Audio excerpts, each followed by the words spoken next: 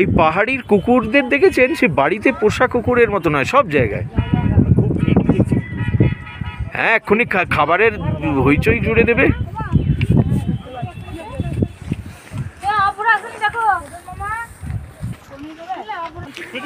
এই গুলমার্গ সোনমার্গ দুটো জায়গাতেই না, এই গুলমার্গে তাও কালকে কপাল ভালো ছিল, ওদের ব্যবহার ভালো পেয়ে গেছেন এরা। এই গুজ্জার প্রজাতির এদের খুব ইয়ে করে।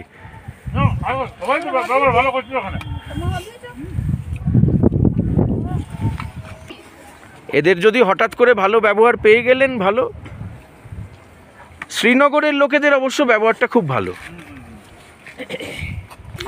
কোথায় দেখি বরফে হাত ধোয়া, তাই নাকি?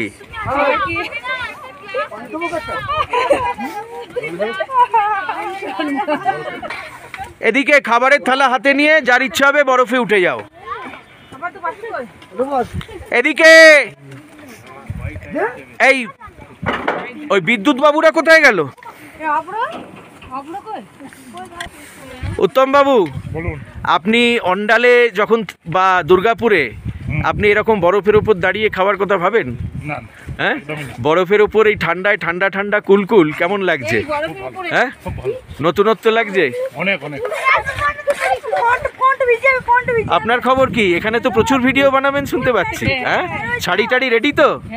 তার আগে খাওয়া সেরে নি, তারপর আমরা ভিডিও করব। সৌরভ, কি বরফের উপর এটা কি ফার্স্ট টাইম না আগেও খাওয়া দাওয়া করেছো? First time. বরফের উপর দাঁড়িয়ে ঠান্ডা ঠান্ডা কুলকুল খাবার একদম। ভাবছি বরফ দিয়ে মিশিয়ে খাবো। বরফ দিয়ে মিশিয়ে খাবে না? আজকে বরফে হাত ধোবে সবাই, বরফে হাত ধুচ্ছে। বরফের জলে হাত ধুতে হবে। এই তো কি ব্যাঙ্গালোরে এগুলো পাও? হ্যাঁ, তাহলে উটিতেও পাও না বাবা, বরফ পাও না বলো না? উটি কোডাইকানাল কোথাও না। ঠান্ডা ঠান্ডা কুলকুল বরফের উপর। তবে যা জামা চাপিয়ে নিয়েছে, বরফের টেবিল। এইটা আমরা ডিসেম্বরে করেছিলাম, 3 মাস পরে আবার বরফের টেবিল। এই চলো এদিকে, এদিকে খাওয়া দাওয়া হচ্ছে।